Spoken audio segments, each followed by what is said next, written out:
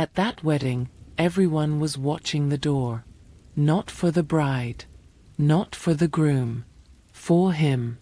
The man they whispered about in 3 languages.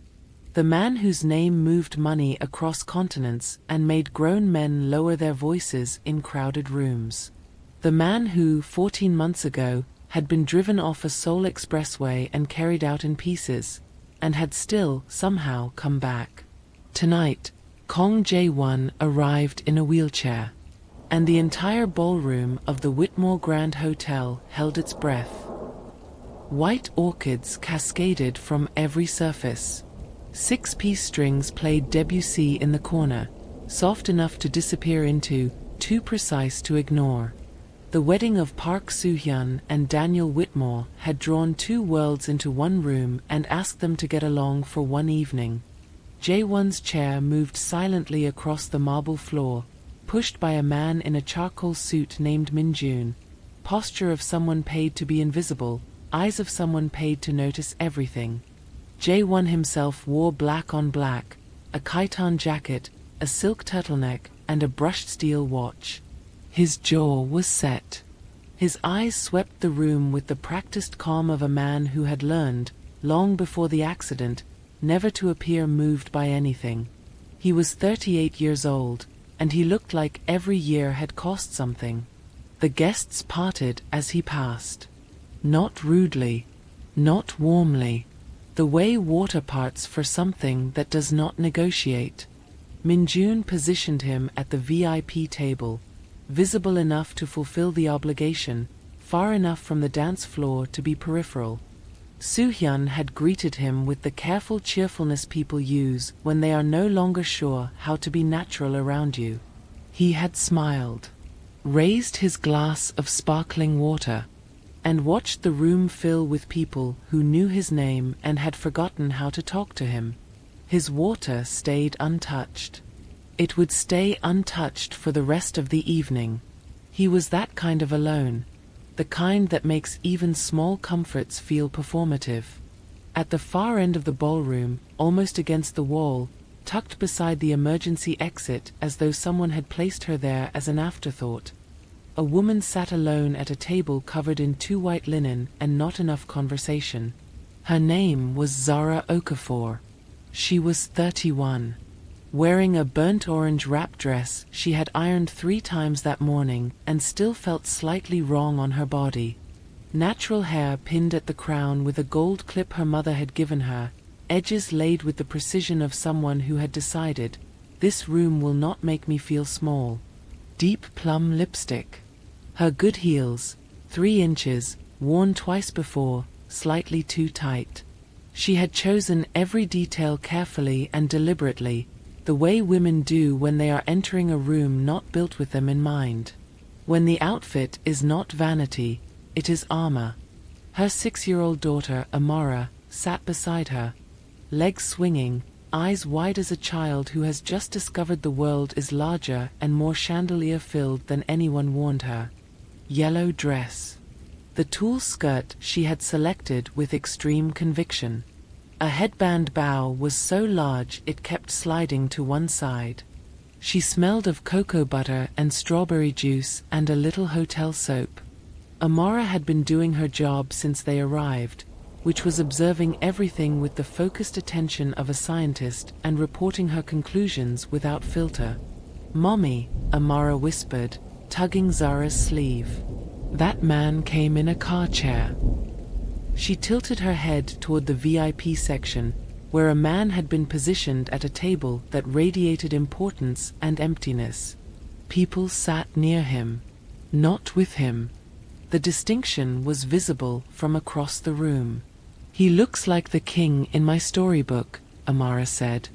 "The one who forgot how to smile." Zara followed her daughter's gaze. And that was when she saw him for the first time. Not just registered his presence, saw him. The way you see someone when something in your chest shifts without your permission. He sat with his hands folded in his lap, his back straight as discipline, and his face a closed door. Around him, the wedding glittered and laughed and drank expensive champagne and pretended the world was simple and beautiful. He looked through all of it, like a man watching his own life through glass, close enough to see, too far to touch. Zara had worn that expression. At her own graduation, 8 months pregnant, she smiled for the camera while her family sat in the third row saying nothing she needed to hear. At every parent-teacher conference she attended alone. At every birthday party where Amara asked about her father and Zara had to translate a complicated truth into language a child could hold. She recognized loneliness when she saw it, even dressed in a chiton jacket. She did not know who he was yet. That came from the woman at the next table, sharp-featured emerald silk, who leaned toward her companion and said, just loud enough, "That's Kong J1, the Kong family." Her companion's eyes widened. A warning passed between them that did not need words. Zara absorbed this without turning her head. She had grown up in a household where the most useful information was always the information people believed they were whispering. She'd seen the name. Kong Industries. Construction, shipping, private equity, and, depending on who you asked and how much they'd had to drink, other things. Things that operated in the space between legal and legendary. The eldest son, the one who had spent 5 years trying to steer the company toward legitimacy. The accident had been everywhere. A vehicle ambush on the Han River Expressway. 2 of his men had not survived. His spine had been damaged. His fiancée had ended their engagement within 3 months. In the brief and bloodless way these things happen when enough money is involved and enough love was never quite there. Zara looked at him across the room and thought, he has been left too. Not the same way. Not even close to the same way. But that specific texture of alone, yes. That, she recognized with her whole body. She told herself to stop staring. She picked up her sparkling water and turned to Amara. "Do you want more bread rolls?" "Yes. But only the ones without seeds. Seeds are suspicious." Zara laughed, the real one, startled out of her. And across the room, something made Kong J1 turn his head. J1 had not wanted to come. He had told his uncle this twice, in language respectful only because respect was the architecture of their relationship. Remove it, and there was nothing beneath but decades of unsaid things. "The Park family expects us," Kong Sung-ho had said, over green tea in the family compound study. "Soo-hyun's father has been our partner for 22 years. You will go. You will represent the family. Send my brother. Your brother is in Busan handling the Port Authority matter. You are here." Silence. "I don't want to be looked at," J1 said. He said it plainly. He had learned in 14 months that the cost of honesty was usually lower than he'd calculated. "No one said this would be easy. You didn't say it would be necessary either. It is both." He had come. Because his uncle was right. Because some part of him, the part he had spent 14 months trying to reason with, understood that isolation, however comfortable, was slowly becoming the whole of his life. And a whole life made of avoidance was not, in any meaningful sense, a whole life. He had been at the wedding for 2 hours. He had spoken to 11 people. Every conversation had the same architecture: opening pleasantry, the pause, the glance at the chair, the recalibration, then one of 2 exits. Either overly formal or overly warm. The language of someone caught unprepared by something they should have prepared for. He was tired of being someone else's surprise. The orchestra shifted into something slower.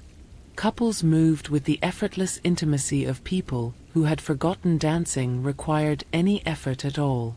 An older man in a double-breasted suit led his wife out with a hand at her waist, and she tilted her head back and laughed at something he said, and the sight of it landed somewhere in Jaewon's chest like a stone dropped in still water. He looked away. That was when he heard it.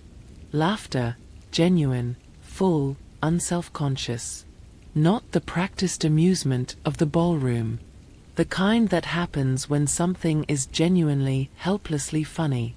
The kind you cannot arrange.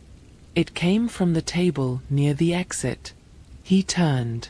A woman in a burnt orange dress was trying to keep a small girl from standing on her chair. The girl had climbed the chair rungs like a ladder and was now at elevation, surveying the room with the satisfaction of a general reviewing troops. Hands on hips, enormous bow listing left. The woman was saying something in a low voice, her expression caught between scolding and laughing, and losing badly to the laugh. The girl said something back. Something emphatic. And the woman lost the battle completely. She laughed, covering her mouth, shaking her head, and the sound of it cut across the careful elegance of the room like light through a curtain gap. Jaewon felt something happen in his chest that he had not felt in a long time. She was not who this room was built for. That was obvious. Her dress was beautiful, but not expensive. She wore no jewelry except small gold hoops and the clip in her hair. She had the particular posture of someone excellent at making herself comfortable in spaces not designed with her in mind. He recognized that posture. He had been learning it recently, in ways he had not anticipated. Then the girl pointed directly at him, no hesitation, no social filter, and said, loudly enough to carry, "Mommy, that man's chair has wheels. Like a race car." The surrounding tables glanced over. He waited for what always came next. The pity, the embarrassed hush, the mother whispering to the child that it was rude to point. The mother leaned toward the girl, said something, and then she looked up, directly at him. Their eyes met across the width of the ballroom, and she did not look away first. She held his gaze for a moment, not staring, not performing concern, not calculating. Then she smiled. Not the smile of someone managing a social situation. Something smaller and more honest. The smile of someone who has been caught seeing something and decided not to pretend otherwise. She mouthed something to her daughter. The girl turned back to Jaewon, waved enthusiastically with both hands, and called out, "Hi. Race car man." Several guests laughed, not unkindly. This laughter felt different. Warm. Almost like an invitation. Jaewon stared at the child for a moment that stretched past its edges. Then, to his own complete surprise, he raised one hand and waved back. It was the first unguarded thing he had done in 14 months. "Hold on. I know you felt that." The wave. The thing that just happened in that ballroom. Before we go any further, if this story is already doing something to you, please subscribe to Afro-Korean Obsession. Hit the bell. Leave a comment. Tell someone. Tens of thousands of us gather here for stories like this one. Stories that don't look away. Your support is what keeps this channel alive. Now, back to the room. Back to the man who just raised his hand and had no idea what he had just set in motion. Zara watched him wave at her daughter and felt something unlock in her sternum. She could not have explained it. Everything about the man, the quality of his clothes, the way people moved around him, the gravitational field of his silence, said, "I am not casual." And Zara was practical. She was a freelance paralegal with a 6-year-old and a bi-weekly grocery budget she tracked in a spreadsheet. But Amara had already catalogued his entire situation. "Mommy, nobody's talking to him." "People are talking to him, baby. He has people at his table. Those people are talking near him. That's different." Amara scrunched her nose. "Miss Patterson does that at school. She stands near the corner kids, but doesn't actually talk to them. It's different. Zara looked at her daughter. Sometimes Amara said things that reminded her that children had not yet learned to accept what adults had agreed to pretend was normal. You're right, Zara said quietly. It is different. He looks like he needs a friend. Amara considered this with philosophical weight. Then, I think you should go talk to him. Amara. You always say being kind costs nothing. Zara opened her mouth. Closed it. You say it all the time, Mommy. I know what I say. Then go say it to him. The music was shifting into something warmer and more inevitable. A love song engineered to make people feel the absence of whatever they don't have. Couples drifted to the floor. The room filled with the particular softness of people who had someone to hold. Zara looked at the man in the wheelchair. She thought about every table she had ever sat at near the exit.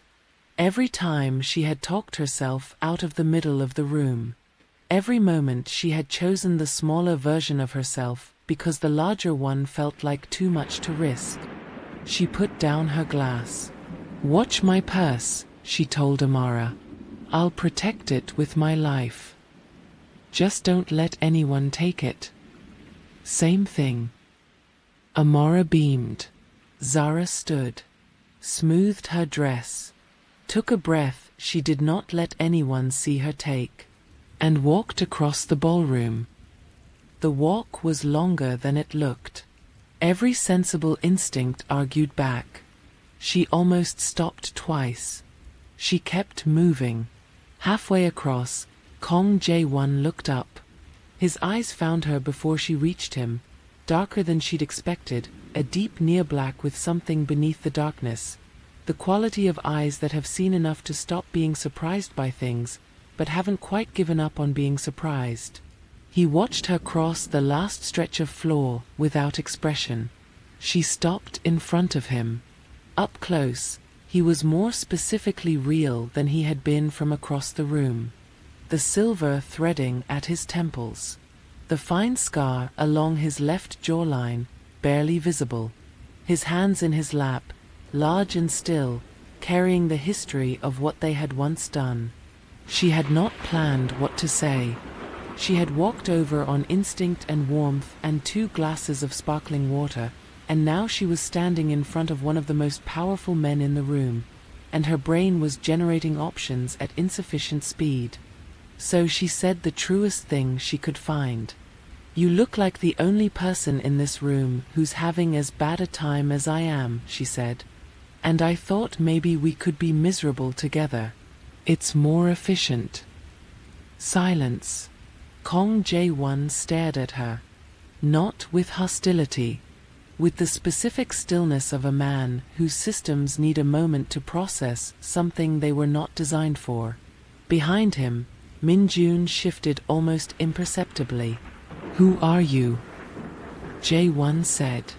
His voice was low and precise, English shaped by a first language, arranged with care. Zara Okafor, college friend of the bride. She pointed toward the edge of the room. I was seated at that table, next to the exit. I think it's where they put people they're glad came but weren't quite sure would. Something crossed his face, there and gone. And you came over because... Because my daughter told me to. And because you waved at her, which was genuinely kind, and it made me think you might be a person underneath all of. She gestured at the general atmosphere of importance surrounding him. This. Silence. Longer this time. Zara did not fill it. She had learned that sometimes silence was a test. And the only way to pass it was to stop performing. Then Kong Jae-won said, I am occasionally a person. Good. She tilted her head toward the empty seat across from him. Then I'm going to sit here for a few minutes, and you can tell me why your water is completely untouched, and I'll tell you why mine isn't, and we'll see if that becomes a conversation or just two people sitting near each other." Something that was not quite a smile crossed his face. The suggestion of one, the architecture of something that could, under the right conditions, be built. "Sit," he said. She sat. And across the room, Amara watched all of this unfold with the profound satisfaction of someone whose plan has gone exactly according to plan. They talked for 40 minutes before either of them noticed the time. It started carefully, the way conversations start when both people are smart enough to know the wrong first step closes a door. Food. Then the city. She mentioned it was her first time in New York. He said he'd had an office here for 4 years, came 4 times a year, and knew the streets but not the neighborhood she was describing. "You've had Korean food?" he asked, when she mentioned the area. "In Atlanta. There's a place on Buford Highway I went to every payday for 2 years. Kimchi jjigae. The kind that's been fermenting long enough to argue back." He looked at her. "A fractional recalibration. That's not tourist Korean food. No. That's where people who actually eat go." And there it was, small, brief, undeniable. He almost smiled. Not the architecture of a smile. The beginning of a real one, visible at the edges before he could arrange his face back. They talked about food, then the city, then the wedding, and slowly, the way careful conversations do when both people are more honest than usual, it deepened. He told her about Soo-hyun's father, a partnership old enough to carry its own weather. She told him about her first week of freshman year, the dorm corridor, 3 a.m. arguments about the last chapter of Beloved, and 4 years of being inseparable. "She talked about you," Jae-won said. "Years ago. Before tonight." "What did she say?"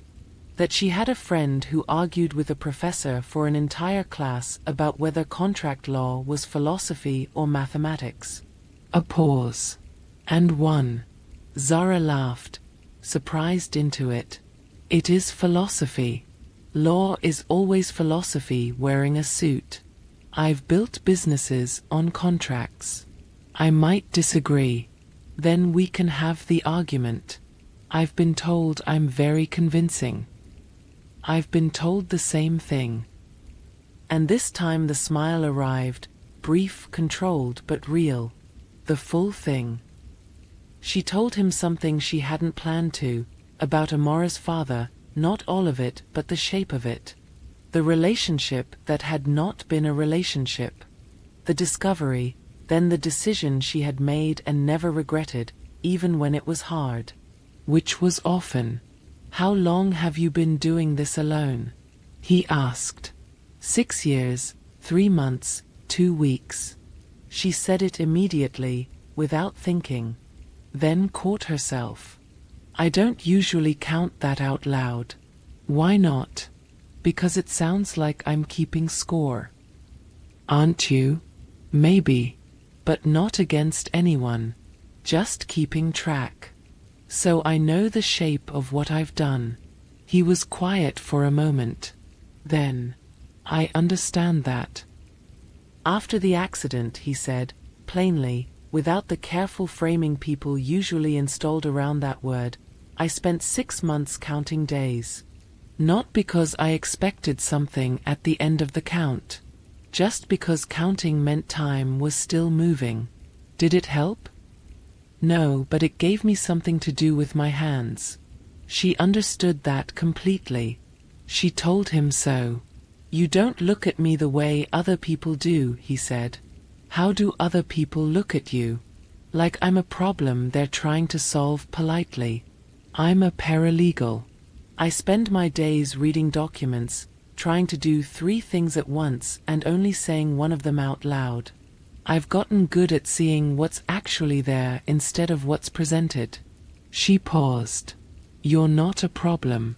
You're a person who has had, I'm guessing, a very exhausting 14 months. The silence that followed was softer than the ones before it. 14 months, he confirmed. 14 months, she agreed. And they sat with that for a moment, the simple acknowledgement of hard time, passed between two people who had both done a lot of it. Then Amora arrived. She had apparently decided that surveillance from across the room was no longer sufficient. She appeared at the edge of the table, tulle skirt slightly askew, bow listing left, holding a bread roll she had saved from their original table as though it were an offering. She looked at J1 with the evaluating gaze of someone with very high and very specific standards. "Hi," she said. "Hello," he said. "I'm Amara. I'm 6. I saw you from my table." She glanced at the wheelchair with total uncomplicated interest. "Can it go fast?" J1 blinked, the first time Zara had seen him blink with genuine uncertainty. "It can go at a reasonable speed. My scooter goes fast." She appeared to do mental calculations. "Actually, we both have 2 wheels, so I don't know who'd win. We should try." "Amara," Zara said. "I'm networking," Amara said, with dignity. J1 made a sound. A short, startled, real laugh. The kind that gets out before it can be arranged properly. The kind that does not know how to be anything other than what it is. He had not made that sound in months. Amara looked extremely satisfied. "I like him," she told Zara, as though he weren't sitting right there. "He has a good laugh. You can tell a lot from a laugh."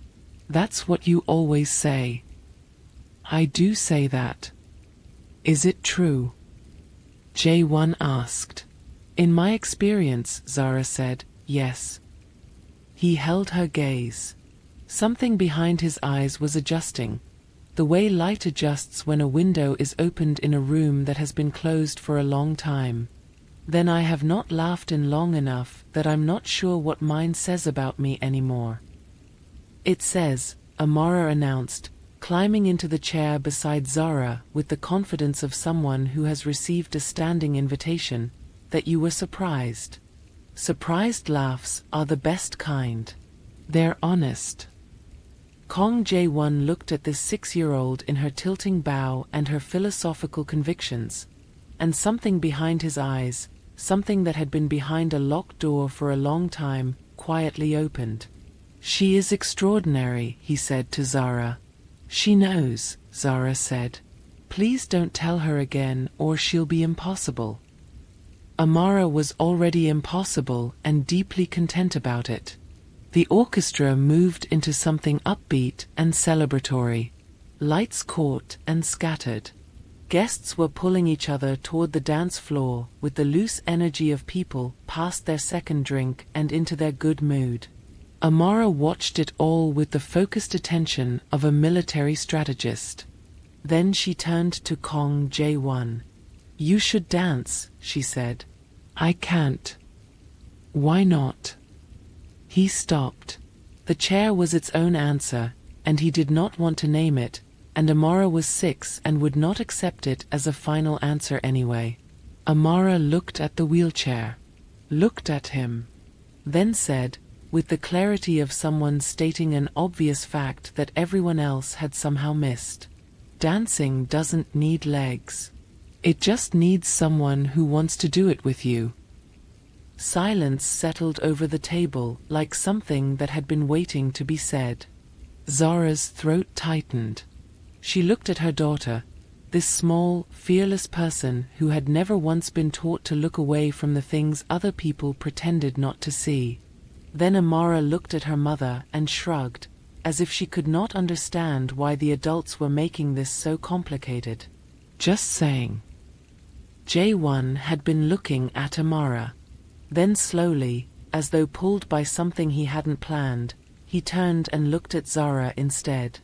His expression was not polite, not managed. Something quieter and more direct. The look of a man who has decided something and is checking whether the other person has decided it too. "Would you?" he said. The question was quiet, almost careful. like it had cost something to ask, and he had decided the cost was right. Zara thought about every table she had ever sat at near the exit. Every time she had talked herself back into the corner. She stood up and held out her hand. "Yes," she said. "Fair warning, I'm not professionally trained." "Neither am I," he said, "anymore." She heard the weight in it. She didn't flinch from it. She just stood there with her hand out, waiting. He placed his palm in hers. His hand was warm, large and steady, carrying the history of what it had once done and was still learning how to do differently. "Stop right here. Because something just happened in that room that people are going to talk about tomorrow, and the day after, and years from now at parties when someone asks, 'Did you hear about the wedding wear?' A man who had not laughed in months just laughed. Not because someone was funny, because something reached him that he thought was out of reach. I need you to stay with this. Because what comes next, what she says, what he does, what the garden holds, that's where the story really begins. Are you with me? Good, stay." They moved toward the dance floor and every pair of eyes in the room found them. Zara kept her chin up. You entered with your full self or you entered apologizing, and she had made that choice a long time ago. She started to move. Slowly at first, finding the beat. Her hands were on the handles. Not taking over, not pushing, but in contact with the same thing he was in contact with. She moved and the chair turned with her, following the rhythm she was making. Side to side. A step back. A wide, smooth arc that made her dress lift at the hem. Jaewon's hands gripped the wheels for a moment. Then released. She felt the exact moment he stopped bracing. She spun the chair in a slow circle, her orange dress catching the light. The crowd's response moved through the room in a wave, a sharp collective breath, then a scatter of laughter, then a woman near the stage pressing her hand to her mouth, eyes shining. The murmur of the room changed register. From whispered pity to something else. From watching something sad to watching something they hadn't seen before and didn't have a word for yet. "You're smiling," he said. "So are you," she said. He was. Not the almost smile. The full, unguarded, slightly amazed smile of someone caught by joy in the middle of planning to avoid it. At the far wall, Kong Sung-ho, who had been stationed there all evening with the stillness of a man who has seen most things, was watching his nephew's face with an expression that looked, for the first time that night, like relief. He set down his drink. He did not pick it up again. Then Amara hit the dance floor at speed. She arrived between them, grabbed Zara's hand with one of hers, grabbed the armrest of the wheelchair with the other, and looked up at Jaewon with shining eyes. "I'm the engine," she announced. "The engine," he repeated. "Virum," she confirmed, and began moving her feet with great seriousness. The sound that came out of Kong Jae-won then was something Zara would remember for the rest of her life. A laugh from somewhere deep and unguarded, full and real and a little undone, like something that had been locked away for a very long time and was finally free. The ballroom responded. Laughter and then applause, spreading person to person. Not pity, not discomfort, but the specific joy that happens when a room sees something true and doesn't know what to do with the feeling except clap. "Thank you," he said. Just to her. Underneath the noise, just for her. She leaned slightly closer. "Don't thank me yet. Amara has at least 2 more songs in her." "Good," he said, and meant it with his whole chest. They found the terrace through a side door Amara had located while pursuing a paper lantern she'd spotted drifting past the window. The terrace was dark stone and string lights, overlooking a garden where late roses held their shapes in the October air. The ballroom sounds reached them at one remove. Music and laughter filtered through glass and distance, like something happening in another country. Minjun followed them out, stationed himself at the door, and became an extremely convincing piece of architecture. Amara quickly located a stone bench she could use as a runway and began modeling her dress for an audience of rose bushes, narrating the show in a low, authoritative voice. Zara sat on the garden railing, heels off, feet grateful. Jae-won positioned himself beside her, facing the garden. The silence out here was different. Not weighted. Comfortable, the way a room feels when it has been lived in. She never stops, Jae-won said, watching Amara spin past a rosebush. No. She has the energy of someone who has never once felt she needed to apologize for taking up space. Is that something you had to learn? Yes. How old were you? She thought about it honestly. I'm still learning it. Some rooms, I walk in and I know exactly who I am. Other rooms, she glanced back through the glass at the ballroom, I have to rebuild it from scratch. What kind of room is this one? She looked at the terrace, the string lights, the roses, the man beside her. This one got easier, she said, somewhere around the first laugh. I don't go out much. This is the first event since the accident. She waited. I had built my public self very precisely. 14 months ago, on a highway outside Seoul, someone decided that self was a threat worth eliminating. She held still. It was arranged. There was a faction inside my own structure. Men who had built their positions on the parts of the business I was trying to retire. They believed removing me was the appropriate solution. And you survived. Yes. A long pause. And my 2 men did not. He looked at his hands. Park Hee-jun and Shin Dong-woo. They had been with me for 6 years. Park had a daughter Amara's age. He stopped. The 4th man, the one who gave the order, is under legal proceedings in Seoul, being handled through the proper channels. I insisted on that. That cost you something, she said. Choosing the proper channels when you could have chosen something faster. Yes. Good. She held his gaze. That's the version of this story I needed to hear. After the accident, I understood what my fiancé was deciding before she said it. I saw it in her face the first time she came to the hospital. She looked at the chair the way people look at a door closing. He said it without bitterness. Just the tired accuracy of a man who has had enough time to stop being surprised. She said she respected me too much to hold me back. It's the sentence a person says when they want to leave and want to believe it's generous. Did you love her? He considered. I loved the version of myself she reflected back at me.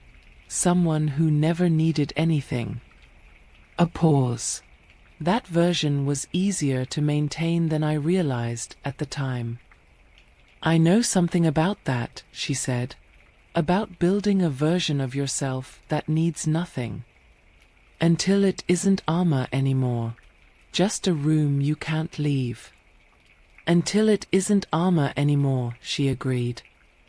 Then Amara appeared, slightly breathless, holding a pebble she had selected from the garden path with great curatorial care.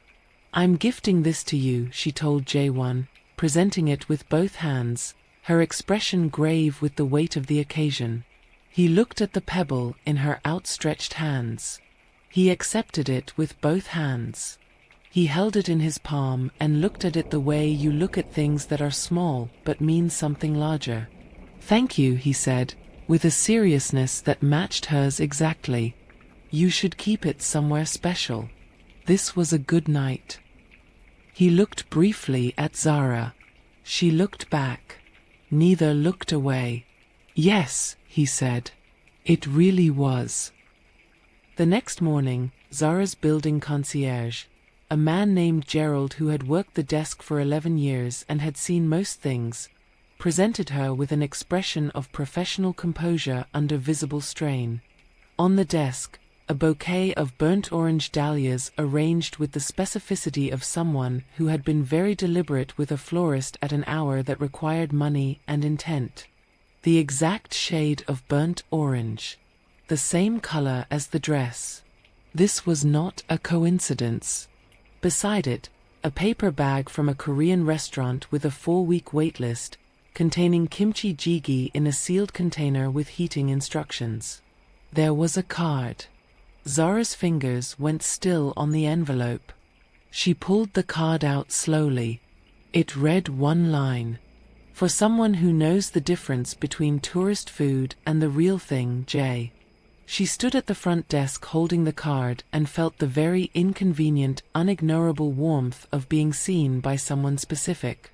Not seen as a category. Not seen as an image or an accessory. Seen as herself, the woman who spent her paydays at a Korean restaurant on Buford Highway because the food was real. He had remembered that.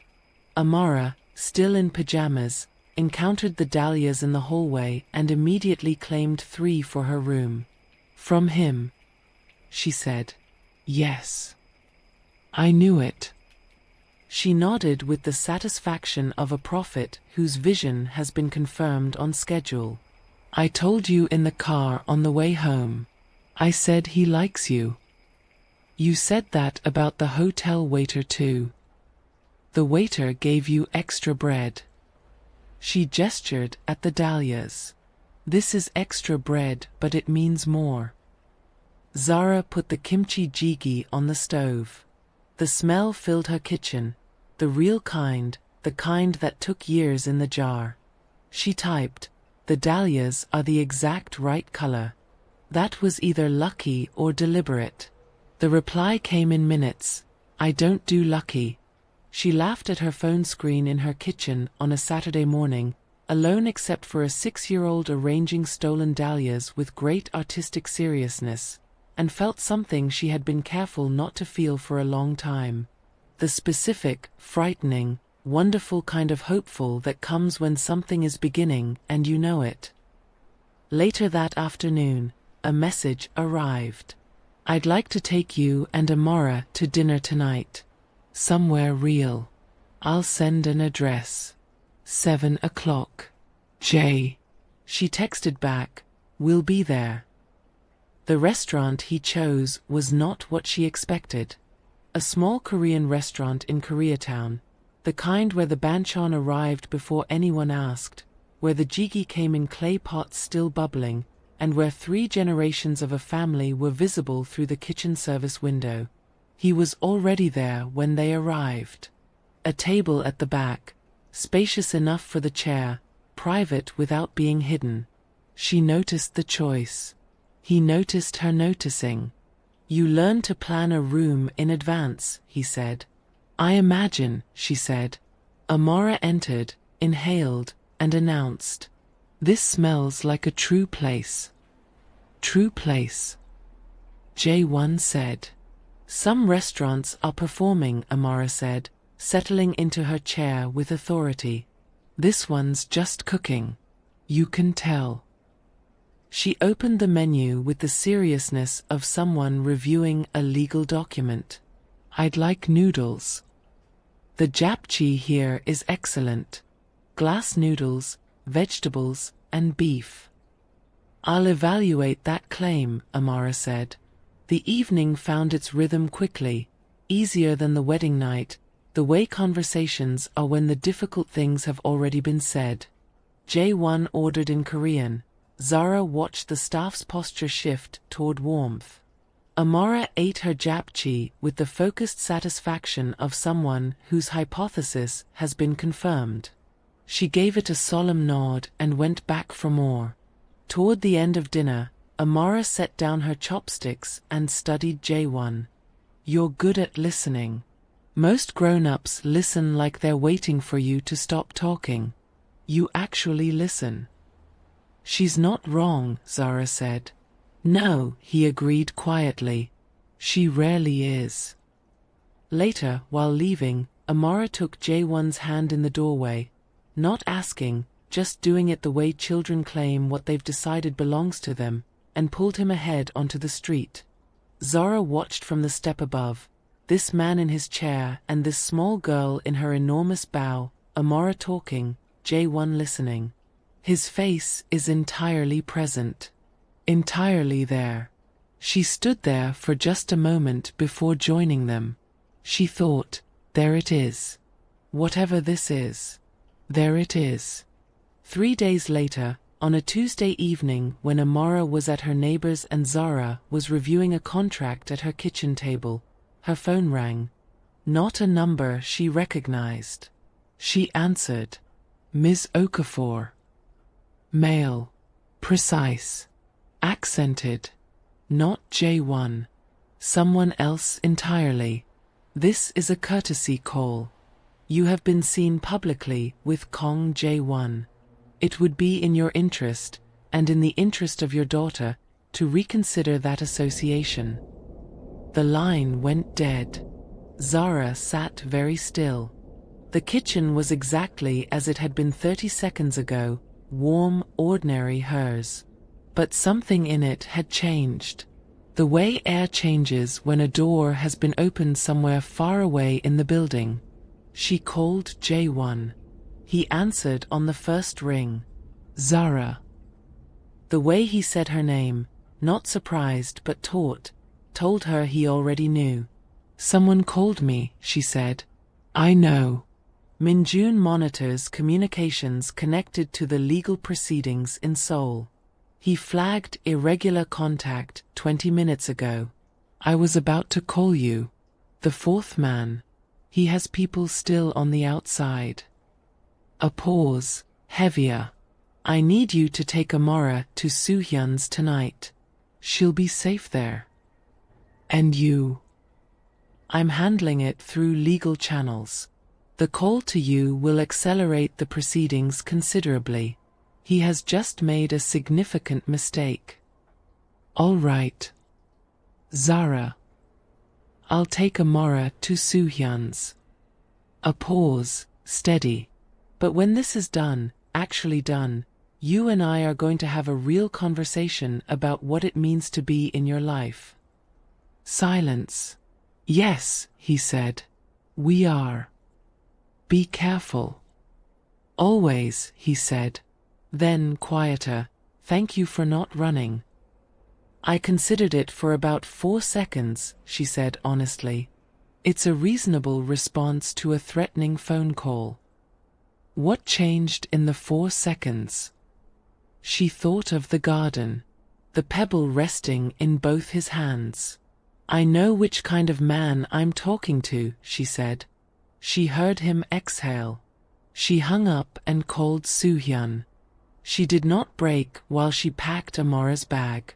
She did not break while she explained to Amara, in measured words, that they were having a sleepover at Auntie Soohyun's, making it sound like an adventure, not a flight. Amara accepted this with the equanimity of a child who has always trusted her mother's framing of difficult things, which made it harder, not easier.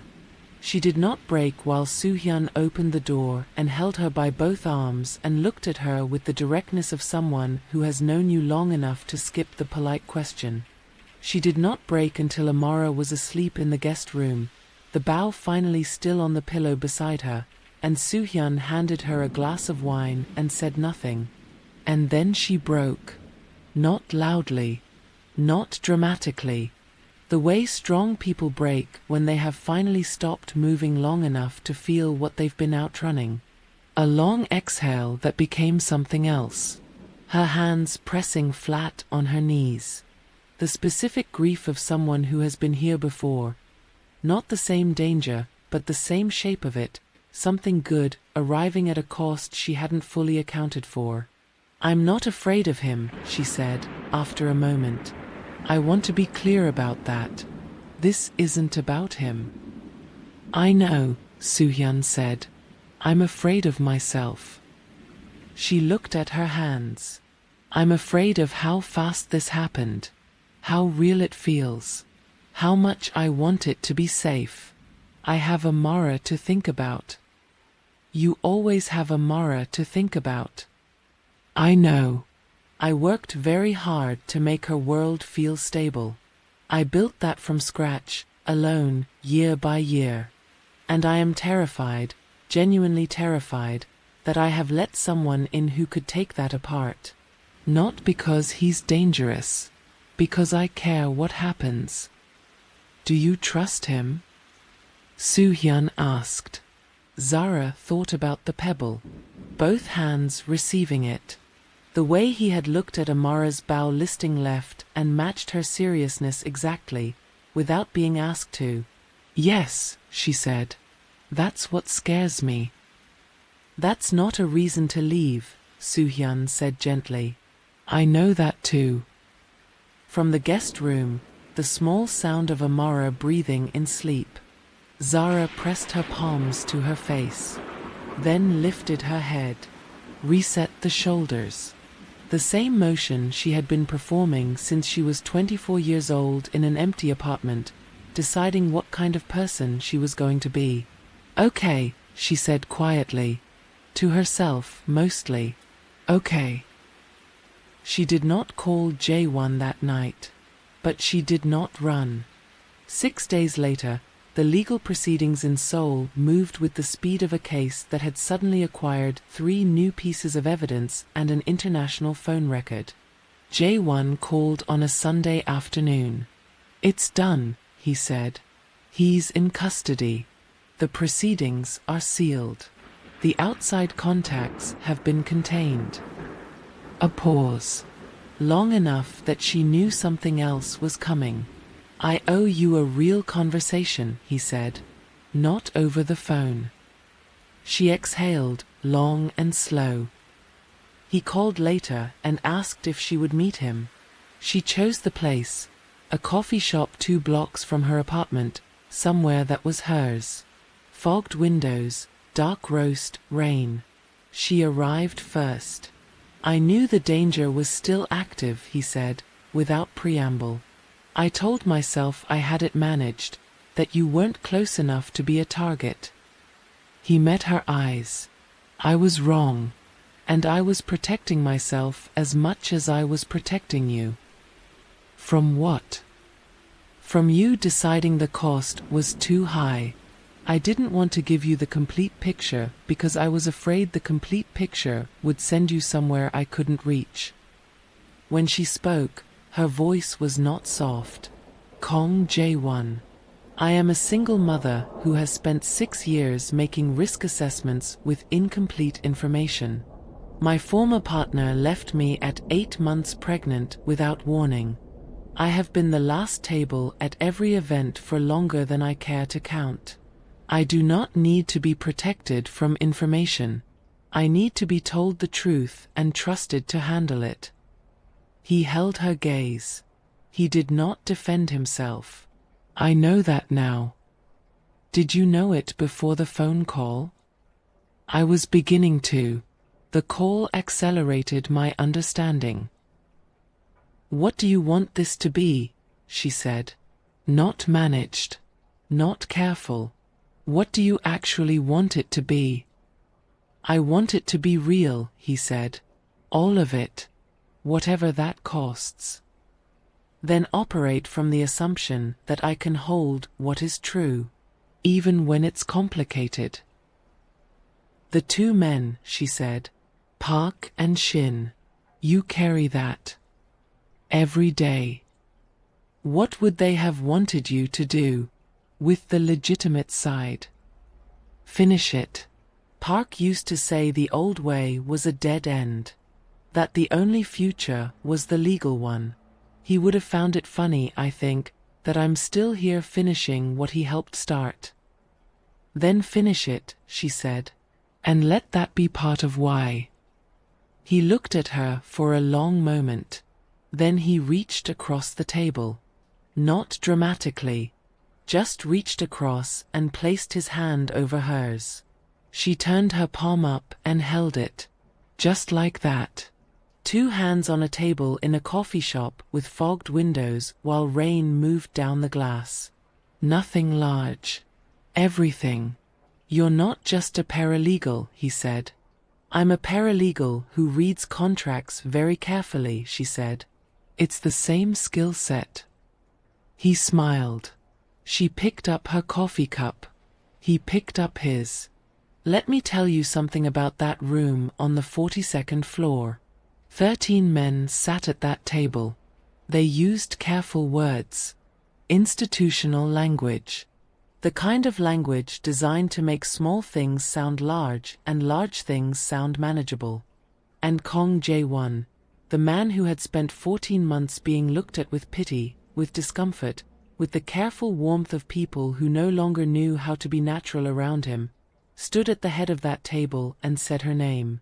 Her full name. Without apology. Without qualification. Zara Okafor. I want you to understand what that cost. And what it meant. Because the next thing this story needs to show you is what those Thursdays cost. And why she kept showing up for them. 3 weeks later, the Kong Capital Board called a meeting. The boardroom occupied the 42nd floor. The conference table could seat 20. Today it seated 13. Jae-won took his position at the head. He knew every face, every voting record, and every fear and ambition hiding behind each agenda item. Today's agenda had one item. Him. Mr. Park, 11 years on the board, expert in saying difficult things in the language of reasonable concern, opened. Jae-won. You know why we're here. The press attention surrounding your personal associations. The nature of those associations. And the question of whether the current situation is conducive to the institutional confidence Kong Capital requires. Jae-won let the sentence finish. He did not rush to fill the space after it. Say what you mean, Park. There is a perception, not mine, I want to be clear, a perception in certain circles, that your judgment has been affected. The injury, the extended withdrawal, and now this association. A woman with no connection to our world. A child. The tabloids. I'm going to stop you, Jae-won said. His voice was even, not raised. The specific evenness of a man who does not need volume because he has never needed it. You're talking about Zara Okafor. You are using the word association because you have decided that word is safer than what you actually mean. What you mean is, a black woman. A single mother. A person who does not come from money or connections. And you are telling me, in this room at this table, that you believe she is a liability. Silence. That is not what I... It is exactly what you said. You dressed it in the language of institutional concern, but the content is the same. Jae-won's eyes moved around the table. Slow. Deliberate. The way a man looks when he is counting something and has already reached the number. I want every person in this room to hear me clearly. Zara Okafor is a woman of genuine quality, intelligence, integrity, and the specific kind of courage that comes from building something real without a safety net. She has shown me, in the past several months, more of what leadership actually requires than anything I've read in a business journal. He paused. Your concern is not about her. Your concern is about me. About whether the man at the head of this table is still the man you built your positions around. I understand that concern. I have spent 14 months giving you reasons to have it. Another pause. But I want to be clear about what is actually happening here. You are more comfortable with weakness that looks strong than with strength that has required adjustment. And I have no intention of apologizing for either the adjustment or the strength it produced. Silence. The longest yet. Then Kong Sung-ho, who had not spoken, set down his pen. The motion to review leadership structure does not have the votes to proceed. 11-2. The meeting closed 20 minutes later. That afternoon, J1 called. Zara was at her kitchen table. Amara was doing homework beside her with the focused intensity of a child who has decided mathematics is a personal affront. "It went well," he said. "I know." Soo-hyun texted the result. "But I also heard what you said in the room." "Soo-hyun," he said. "Soo-hyun," she confirmed. "Then, you said I showed you what leadership requires." "Yes." "You said that in a boardroom full of men who were trying to use me as a reason to remove you." "It's true," he said simply. "I said it because it's true." Amara looked up from her homework. "Is that him?" she whispered. Zara nodded. Amara gave a thumbs up of such absolute commitment it left no room for doubt, and returned to defeating mathematics. "Thank you," she said. "Don't thank me," he said. "It wasn't for the room." She didn't know about the physical therapy for a long time. He didn't tell her. She found it obliquely, a Tuesday appointment that moved a dinner. The particular exhaustion that arrived on some evenings, not general tiredness, but the specific kind that belongs to someone who has been fighting something physical with everything they have. She waited until he was ready. One Sunday in February, in her apartment, which had become his preferred version of Sunday, he stopped mid-sentence. "I should tell you something." The injury was to the lumbar spine. The prognosis at the time was permanent paralysis from the waist down. The prognosis has changed. Not reversed. Changed. There is sensation in some areas that wasn't there before. Under specific conditions, there is limited movement possible in my left leg. "Can I come?" she said. "Once. If you want me to." "It's difficult to watch." "I'm not fragile," she said. "I know." He looked at her steadily. "That's why I'm telling you." She reached across and put her hand over his. He turned his hand over and held it. She came on a Thursday. The physical therapy center was bright and clinical. Sharp lights, antiseptic, and the functional ugliness of tools built to do something rather than look like they might. The session was hard to watch. Not because it was distressing in any outward way. Because of what it cost him, visibly in real time. Every attempted movement was drawing on reserves she could see depleting. He fell once. The left leg buckled.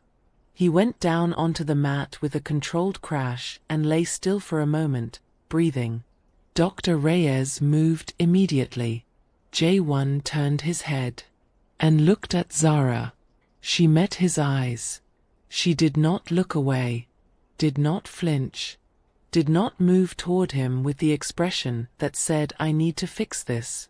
She just held his gaze and let him see that she was still there.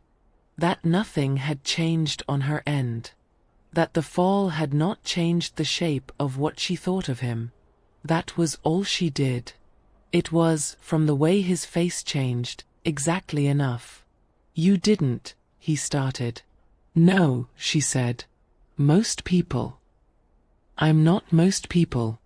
And what's happening in that room is extraordinary, even when it doesn't look like it.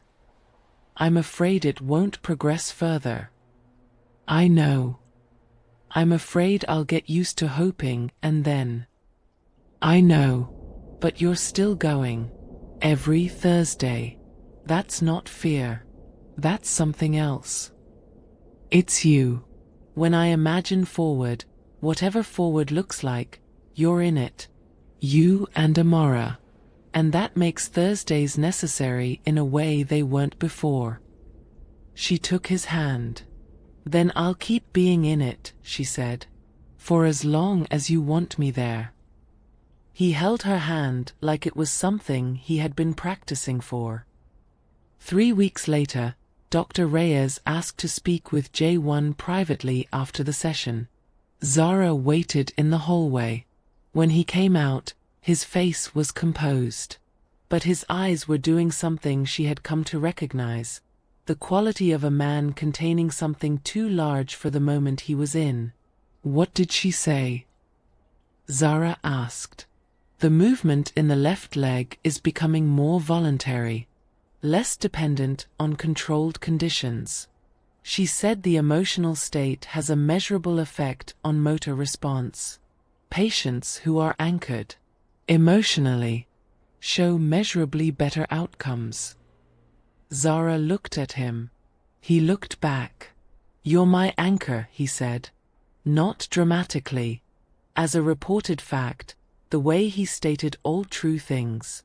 She felt the words settle into her chest like something that had always been looking for that exact place.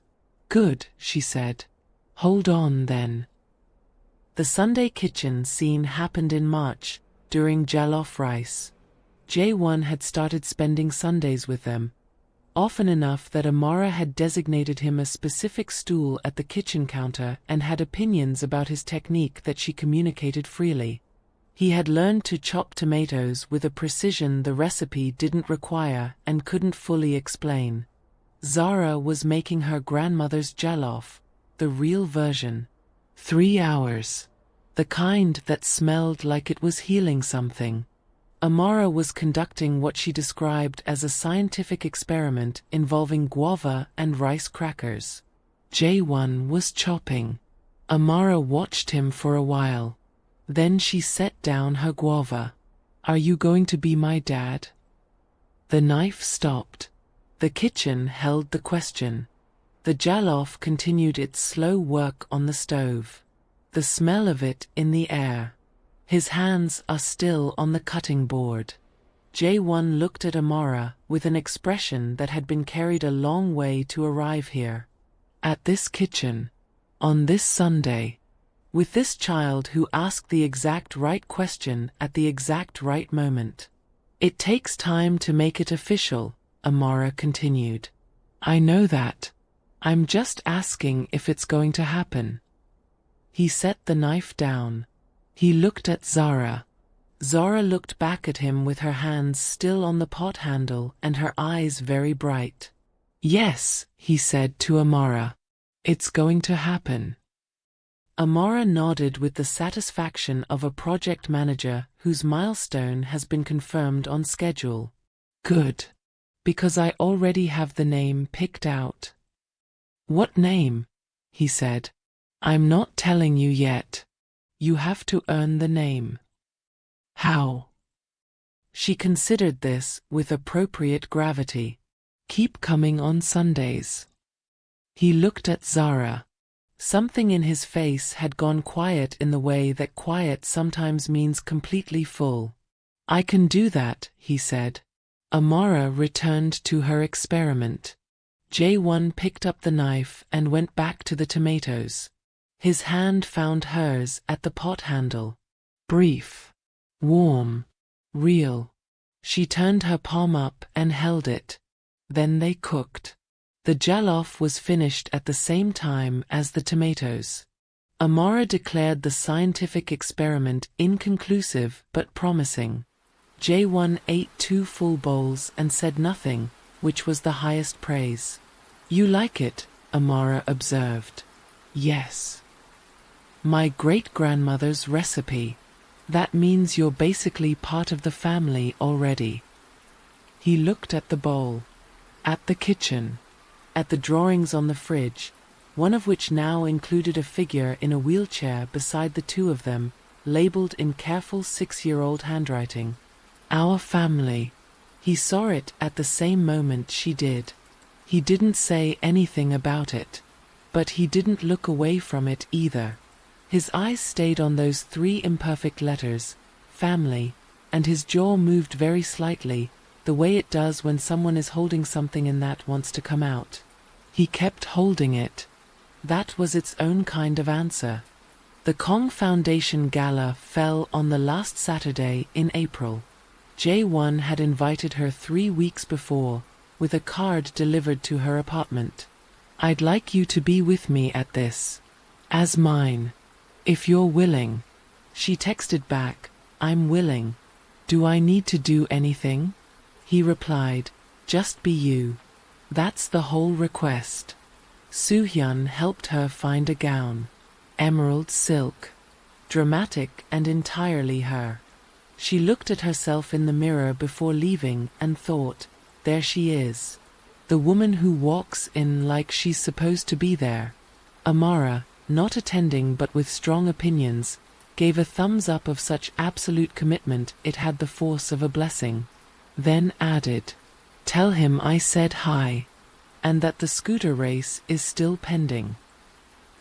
The gala was the kind of beautiful that felt like an argument. Crystal chandeliers. White linens. Burnt orange dahlias. She registered the detail immediately, mixed with hydrangea. J1 was already there. He saw her across the entrance and his face did the thing she loved, the control that softened at its edges when it encountered something it had decided was safe to respond to. "You look like yourself," he said. "You always say that." It's always the right thing to say. During the program, he spoke briefly, precisely. "There are people in this room whose faith in this foundation came before mine. 2 men in particular, Park Hee-jun and Shin Dong-woo, who believed the legitimate path was the only one worth taking long before I did. They are not here tonight. What they built is. I intend to honor that every day this foundation operates." She watched his face as he said it. The steadiness of a man who has found a way to carry a weight without being crushed by it. Not without grief. With direction. After the program, on a terrace, this one too, as though the universe had a preference, he came to find her. The city spread below them. April air on the edge of warm. "I want to ask you something. And I want to ask it correctly. So I've been thinking about what correctly means, for us. For who we are." Her heart was doing something she was going to need a cardiologist to explain later. "I have spent 14 months understanding what is real versus what I was performing. What I need versus what I built to look like I didn't." He held her gaze without flinching. "And what I know is this. You are the most real thing that has come into my life in longer than I can accurately count. You and Amara. And I want to stop approaching this like something that could still be taken away if I don't hold it carefully enough." He reached into the inside pocket of his jacket. The ring was not enormous. A deep topaz stone, warm amber at its center, burning orange at its edge, the exact color of her dress at a wedding 1 October ago. Chosen with the deliberateness of a man who does not do lucky. "Zara Okafor," he said. "Not will you marry me. Not the formal performance of it. Will you stay?" She understood the weight of that word. From this man, who had watched everyone leave. "Yes," she said. "I was never leaving." He exhaled. Something that had been held for a very long time, finally set down. She held out her hand. Let him put the ring on her finger. Looked at it in the city light, warm and specific and right, the way chosen things are right. Amara told her teacher she had a dad 3 months ago, she said. "I know. She told me too. Last Sunday. While you were in the other room. She wanted me to know the timeline was firm. I told her I was aware.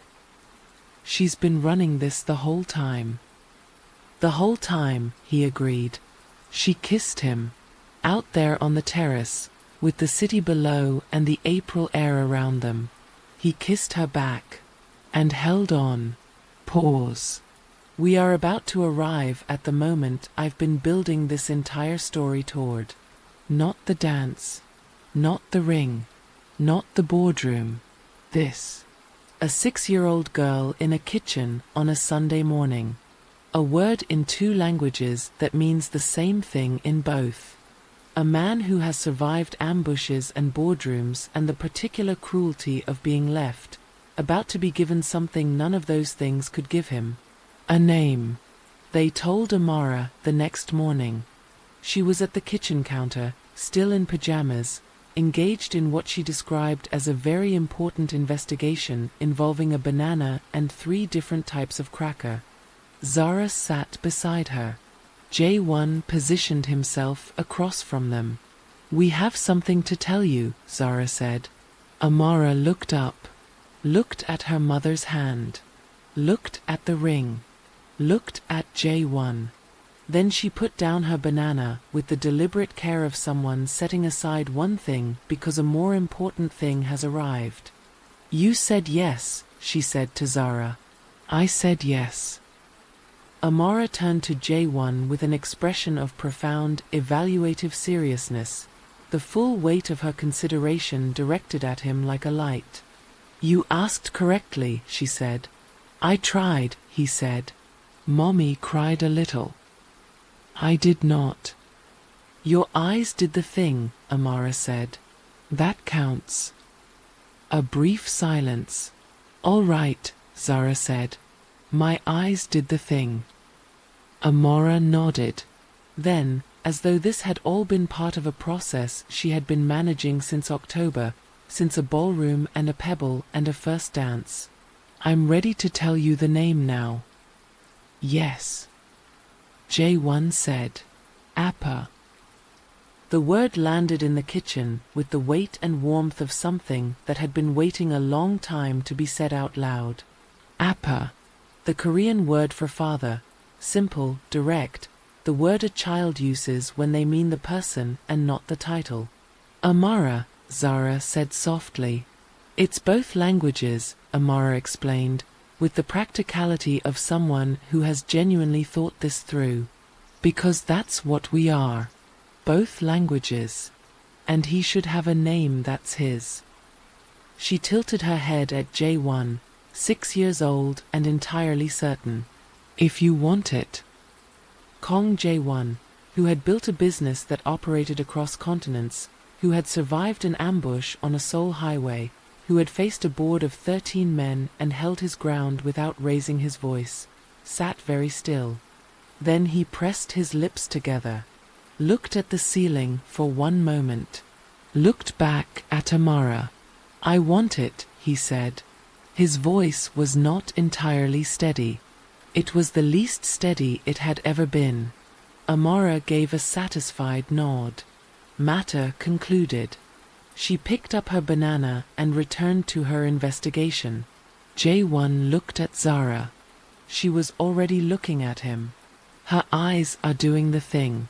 Both of them were exactly where they were supposed to be. His hand found the pocket of his jacket. He reached in. He set the pebble on the table between them. Small and ordinary.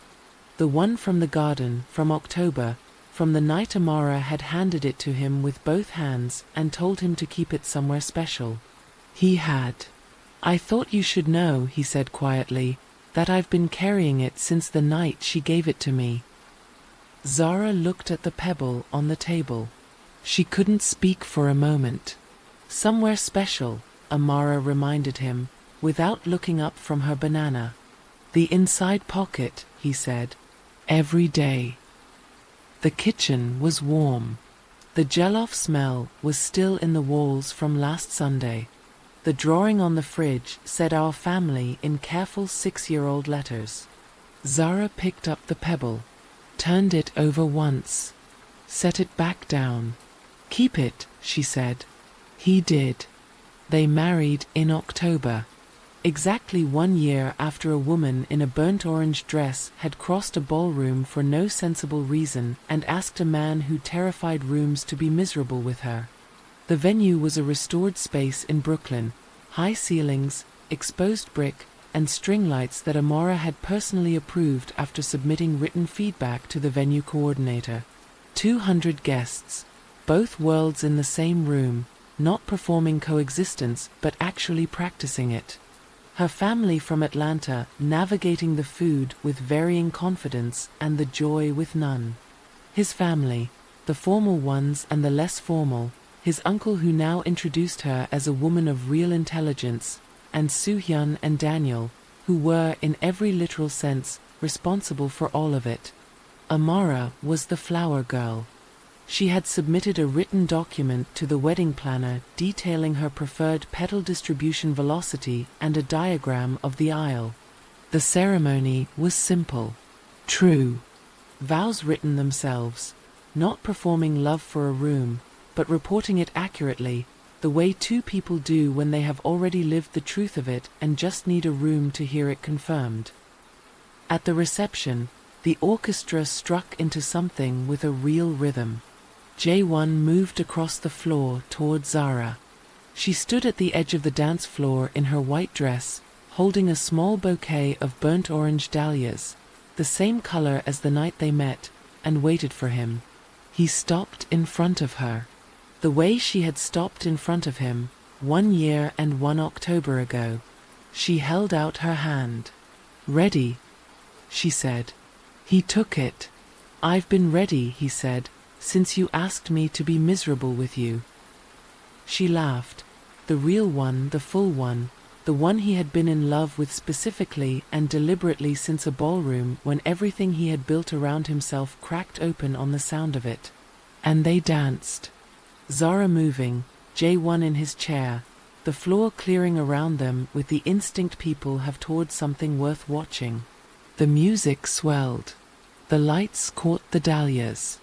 Then Amara arrived at speed from behind the cake table. She grabbed the armrest with both hands. "I'm the engine," she announced. "Obviously," said Jae-won. "V-room," said Amara. The room erupted. Sung-ho was laughing, the full, real kind that surprised even him. Soo-hyun had her face in her hands. Min-jun, stationed near the exit, permitted himself a smile. The real kind. In the middle of the second song, during a turn that swept the chair in a wide arc under the string lights. It happened. Small. Enormous. Jae-won's left foot moved. Not far. An inch, perhaps less. But deliberately. Voluntarily. In the direction of the woman beside him, exactly as Dr. Reyes had described, motor response following emotional anchor. The body moving toward what the heart had already decided. He stopped. Just for a moment. Just long enough for the feeling to be real and not a trick. Zara looked at his face and knew. "What?" she said. Low enough for only him. He looked at her. His eyes, which at a wedding 1 year ago had been looking through everything, the glass wall eyes of a man watching his own life from outside it, were full. Present. Entirely, unguardedly here. "My foot moved," he said. Just to her. She pressed her forehead to his. "Again," she said. He tried. It moved again. She closed her eyes for just a moment. Just one moment to feel the full weight of it. Every Thursday, every fall, every time she had held his gaze and not looked away. The music played. Amara shouted vroom with great commitment. 200 people laughed and celebrated and looked at this small scene at the center of the floor without fully understanding what they were witnessing. Which was, a man who had spent 14 months learning to move forward from a chair, moving forward. An inch. Maybe less. Toward her. "Appa," Amara said, right beside him, her small hand still on the armrest, looking up with shining eyes, because she had felt the movement through the chair and she understood before the room did. "Do it again." He laughed. Full and real, the laugh that had begun in a ballroom 1 October ago when a 6-year-old told him his laugh was honest. He reached into his jacket pocket. He placed the pebble in Zara's hand. She closed her fingers around it. Thank you, he said, forehead still to hers, for making me stand. Not just with my legs, with everything. And I'll walk with you, she said. We're a team. Whatever the road looks like. The music swelled. Amara tightened her grip on the armrest with great seriousness. And they moved. Do you remember how this story began? At that wedding, everyone was watching the door. Not for the bride. Not for the groom. For him. Tonight, 1 year later, the room is watching again. But this time, they're not watching with bated breath. They're watching with open hands. Because they've seen what happens when someone walks across a room for no sensible reason. When someone asks a man who terrifies rooms to be miserable with them. When a 6-year-old decides the timeline is firm. Some love stories begin with a choice made across a crowded room, and end by building the room itself. This is Afro-Korean obsession. If this story moved you, like, subscribe, share, and tell us in the comments. What would you have done if you were Zara?